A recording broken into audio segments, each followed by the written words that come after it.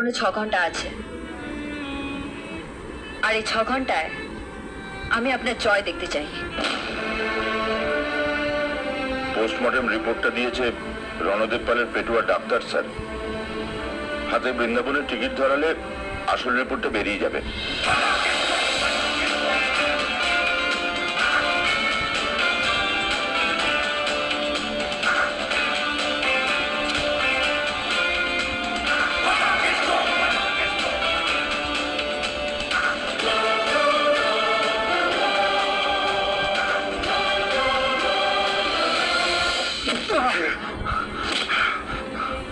লকআপে থাকা রতন কিভাবে মারা গেছে?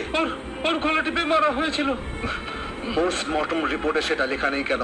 আমাকে ওরা যেভাবে বলেছে আমি সেরকমই রিপোর্ট তৈরি করেছি। না করলে ওরা আমাকে মেরে ফেলতো। কে বলেছিল? ডিএসপি দুর্জয় নাগ।